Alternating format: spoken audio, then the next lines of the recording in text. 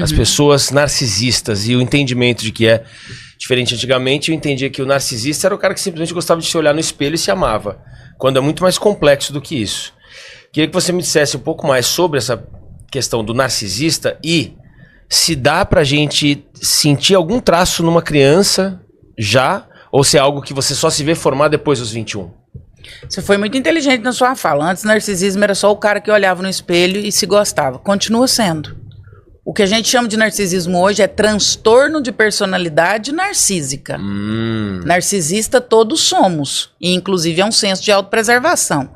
O autocuidado, a autoestima, o amar-se nasce do narcisismo, que é uma relação lá inicial com a nossa mãe. Você é validado pelo olhar da sua mãe, a forma com que sua mãe te olha vai gerar todas as suas questões de amor próprio. E aí crianças que não têm uma relação saudável nesse momento da vida, porque o que é o narcisismo? Narcisismo é eu me valido pelo olhar do outro.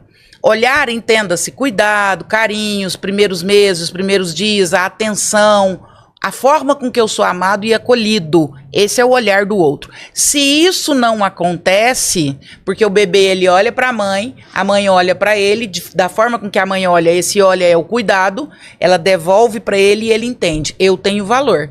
E ele segue saudável. Esse é o narcisismo. Quando isso não acontece, o bebê olha para a mãe, não vê nada e devolve o olhar para si. Aí é o transtorno de personalidade narcísica. Por isso o narcisista é tão cheio de si, por isso o narcisista porque ele nunca teve de fora. Isso. Por isso o narcisista não enxerga o outro como sujeito, ele enxerga o outro como espelho. Ou seja, quem foi abandonado, em tese, é narcisista. Todo narcisista tem uma história de transtorno de personalidade narcísica. Todo. Você pode mergulhar na história dele, que ele vai ter um histórico de abandono na infância. Seja um abandono material, seja um abandono afetivo, seja um abandono literal. Todo narcisista tem um histórico de abandono na infância. Pode pesquisar, assim. Eu brinco que eu sou voyeur de gente. Eu adoro observar. Às vezes sem fazer intervenção nenhuma, até porque nem dá, né? Quando eu conheço ou tropeço em alguém narcisista, eu vou ouvir a história ou tentar saber da história e eu sempre identifico algum traço de abandono. Eu trabalhei com um narcisista que era assim, 12 narcisista. E ele tinha um histórico de abandono, o pai não assumiu, ele é fruto de um relacionamento, de uma traição do pai, e o pai não assumiu, não colocou o nome na certidão de nascimento, depois a mãe teve outros filhos no casamento e ele também ficou meio aquém, então ele ficou solto entre o relacionamento da mãe e do pai. Todos têm essa história. Então, como aí você falou, é sobre crianças narcisistas. O transtorno de personalidade narcísica, ele tem alguns traços. Então, o primeiro deles é essa característica. O outro não é o outro é um espelho. E esse espelho precisa refletir o que eu sinto necessidade. Ponto. Sem empatia. Porque eu já sou doente. Eu adoeci lá atrás. Minha mãe não me trouxe esse olhar que me validou. Então eu preciso de olhar e isso voltar para mim. Então você precisa validar o que eu não penso a meu respeito. As pessoas acham que narcisistas são extremamente vaidosos, cheios de si, muito pelo contrário. Eles são extremamente vazios de si, eles são extremamente inseguros. Por dentro, mas a capa que colocam é que são. Colocam a capa porque exatamente é isso que ele precisa que seja devolvido para ele. Mecanismo de defesa. Me ame, me idolatre, diga que eu sou inteligente, me coloque num patamar para que eu me sinta assim, porque no momento que você faz isso, você me devolve isso. Sim. E aí eu trago isso. Então, é complexo falar em transtorno de personalidade narcísica, porque a criança por si, ela é narcisista. Sim, ela ainda precisa de todo esse tipo de comportamento até por estruturação psíquica. Certo. A criança é extremamente egóica. Sim. Que não é egoísta, é egóica. A criança tem muito ainda do que a gente chama de narcisismo primário. Não tem capacidade cognitiva ainda. É isso. Cognitiva, relacional, social. Então ela ainda está nesse limbo afetivo que não dá ainda para olhar e falar, isso daqui tem um traço. Agora, quando você pega aí uma adolescente, aí a coisa já começa a mudar de figura e a coisa ganha outro... E você se refere a esse olhar especificamente da mãe ou não importa, seja da mãe ou do pai? Das figuras de cuidado. Das figuras de cuidado. Pode ser uma avó. Pode ser uma avó. Tá, mas tem que acontecer nos primeiros instantes de vida? Os primeiros meses de vida. Você chega no mundo, você precisa ser validado. Você também tá perdido. Você também saiu de um universo onde você era tudo. Você era o mundo e o mundo era você. O Freud vai dizer que a gente nunca se recupera do corte do cordão umbilical. Na barriga você não respirava, você não excretava, você não se alimentava. Sua mãe fazia tudo isso por você. Você vivia a 37 graus, não existia luz. Então era o ambiente ideal, era o nirvana. Por isso que quando a gente nasce se chama trabalho de parto. Porque o bebê não quer nascer. Então ele dá trabalho para permanecer.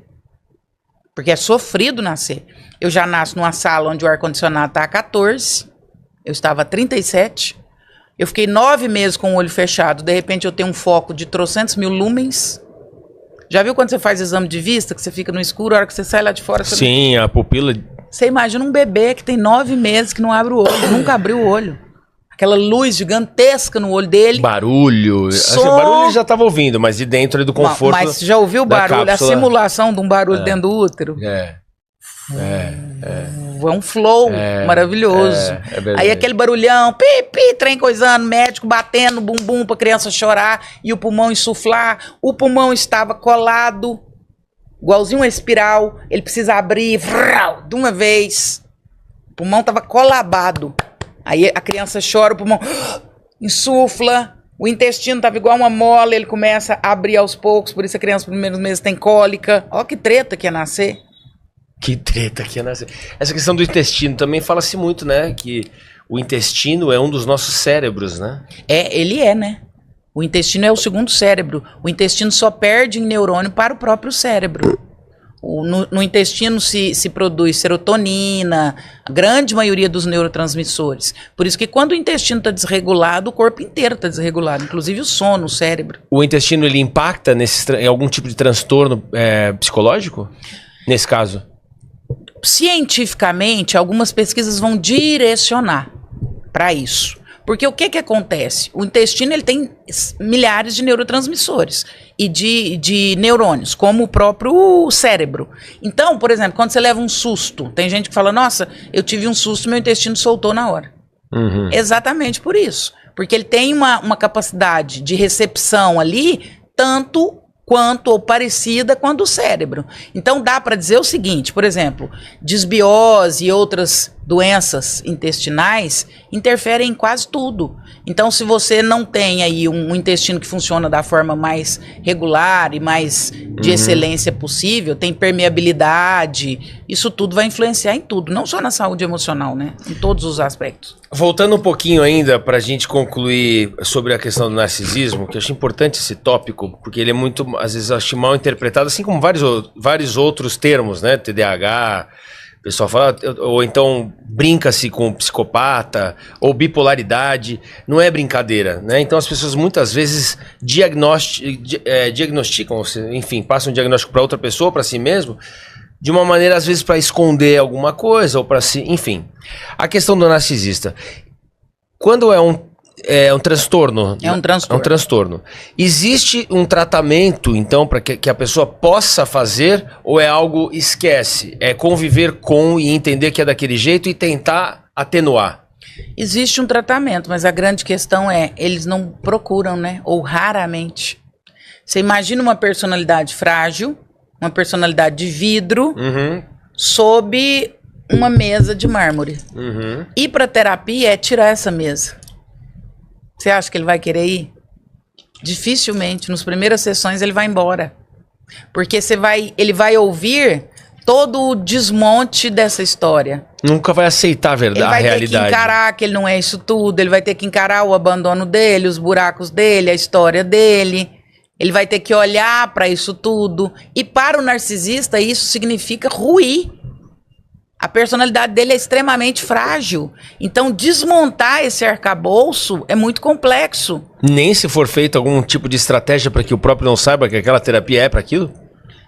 Como que você faz uma terapia se a pessoa não tá aberta? Por exemplo, e até vou entrar numa questão aqui interessante que a gente pode falar, que é sobre a espiritualidade juntamente com... terapias convencionais psicológicas. Mas vamos supor, o sujeito tem esse transtorno. Se for explicar para você tem esse transtorno, dá para ver, tudo indica, alguém falar não adianta. O próprio identifica, mas não aceita. quem está em volta percebe que tem alguma maneira de levar até a doutora, por exemplo. E a doutora tá sabendo, mas nem momento algum vai ser colocado como... Ó, tô tratando você porque você tem o transtorno. Não, eu vou tratar você de outras coisas, mas você com toda a sua estratégia, seu conhecimento, os caminhos que você tem, você conseguiria acessar para quebrar algumas barreiras para então conseguir dizer agora eu vou te tratar? Não, porque essa questão esbarra em várias questões éticas. Primeiro, ele vem com um diagnóstico de outra pessoa. É alguém que me disse que ele é narcisista. Certo. Então, já parte do pressuposto que não pode. Já não pode. Você não pode levar ninguém para indicar ninguém. É igual o marido que vem brifado para terapia. A esposa liga e fala, meu marido precisa disso, porque ele é assim, assim, assim. Não vai. Não existe essa possibilidade. Vem brifado é ótimo. E nem é ético. A terapia parte do pressuposto que primeiro você vai tomar consciência e depois você vai ressignificar. Só funciona assim? Só funciona assim. Entendi. Eu preciso admitir que eu tenho e depois eu estar disposto a perder. Entendi. Ninguém perde o que não admite que tem. Entendi. Então como que você vai fazer o narcisista tomar consciência Então disso? Não tem jeito. Mas e aí? Tanta gente é assim? É isso? E acabou? Não, elabora isso, pelo amor de Deus. Corra! E tem como identificar, se você não é um profissional, tem como você identificar um narcisista antes de você se envolver? Antes de envolver é complexo. O narcisista ele vai falar muito com as suas carências. Então ele é muito danado, porque ele tem um enredo maravilhoso de entrada. E se você não é uma pessoa, e é boa a sua pergunta, porque aí a gente ajuda as pessoas a não caírem nessa. Se você não é uma pessoa muito... escolada? Ou que assiste esse podcast e entende isso, você tem uma chance muito grande de cair. Porque ele vem com um enredo muito maravilhoso. Ele vai falar sobre aquilo que tá pegando. Então, sei lá, vou criar aqui um cenário. Eu estou conversando, vamos supor que seja com você e eu seja narcisista. Tá. E aí eu percebo que você tem uma necessidade de autovalidação, que o seu casamento não está muito legal, que as suas questões profissionais... E aí eu crio uma mulher e ela fala muito com essas suas questões. Raul, você é um cara incrível. Eu sempre admirei o seu trabalho. E eu crio uma entrada que ela é muito palatável. Mas quem faz isso automaticamente é narcisista? Porque tem gente que faz isso não necessariamente, ou só quem faz isso é narcisista. Quem faz isso conscientemente e monta um enredo é narcisista. Não é uma estratégia para conseguir aquela pessoa. Seja ela uma estratégia que você fala assim, porra, jogou sujo, ou não. Estratégia para conseguir uma pessoa por si só já é uma questão, já é um problema, Mas vamos jogar a real, que existe muito. Existe. Então, mas não necessariamente. Mas a minha pergunta é... Ok, vamos lá, ponto pacífico. Existem muitas pessoas que criam uma estratégia para conquistarem outras. Mas falsa? Não falsa, com a arquitetada. Por exemplo, o que você acabou de dizer. Vamos supor, então, agora eu vou inverter. Posso? Claro. Eu te conheço. Tô te conhecendo e tenho interesse em você. Sei que, dependendo do que eu disser, eu tenho mais chance de você ouvir o resto que eu tenho para dizer. A PNL, inclusive, pode entrar bem nesse momento. Você vai aproveitar caminhos e falas em momentos certos, em tons de voz corretos, em olhares, etc., para que você consiga atrair essa pessoa. Até então, não sendo narcisista, simplesmente porque você é manipulador. Manipulador é automaticamente narcisista? Agora eu te pergunto, manipulador para o bem, o que faz assim pro seu filho, por exemplo... Eu quero que você use a joelheira. Se eu simplesmente disser que eu quero, você não vai usar. Se eu disser, olha que joelheira legal, etc, etc, fizer daquilo algo atraente, é mais provável que ele use. Ou seja, tenha o artifício da manipulação, mas não voltada para o mal, e sim para o bem. Isso também é algo que você diz, não. Raul, o que você está falando é uma grande besteira, você não pode jamais colocar manipulação como algo do bem. Não pode jamais, porque manipulação é sempre ruim. O que você chamou de manipulação é persuasão. Pronto, então persuasão. Manipulação, ela é sempre ruim. Então o que? Desculpa, porque então vamos voltar. Manipular vem de manos, né? Entendi. É aquele bonequinho lá que você faz. Sei, o marionete. Marionete. Manipular vem de manos. Então é persuadir que eu tô falando. Persuadir. Você sabe que aquilo é o melhor pro seu filho e você vai apresentar as melhores vantagens, as possibilidades para que ele obedeça e queira usar a chuteira XYZ. Isso. Agora, quando eu manipulo, eu conduzo e eu não deixo, e eu não dou liberdade ao outro de escolha. Ah, não, aí não. Persuadir, entendi. eu apresento uma tese De uma maneira atraente. e eu te dou isso. possibilidade. Eu chamava isso de manipulação. Não. Então, por exemplo, de novo, voltando por exemplo. Tá. Eu estou te conquistando. Aham. Eu vou te apresentar possibilidades, falar, nossa, mas você é uma pessoa muito legal, cara, sua esposa te trata assim, nossa, existem tantas outras possibilidades. Você já pensou nisso, nisso, nisso? Eu estou abrindo um leque, te dando consciência Certo. e te dando oportunidade de fazer escolhas. Sim, então você não tá me manipulando. Na manipulação não há escolhas. Não, perfeito, mas até aí você continua sendo narcisista, então? Quem? Se você tá persuadindo... Não. Não. Você Eu sou falando muito bem da minha inteligente. esposa, quer dizer, falando Eu bem de sou mim. muito inteligente. E eu te quero. Aham. E eu enxergo questões em você realmente que pra mim você não enxerga. E aí eu entendo que dentro desse universo pronto. isso é a Então. arte da conquista. Ah, então isso pode. Claro. Aí é disso Faz que eu me refiro. parte. Então, mas eu tava... Mas a persuasão parte sempre... É muito importante isso ficar muito claro. Uhum. Da liberdade. Sim. Eu preciso dar liberdade ao outro de fazer escolhas. E eu não posso mentir.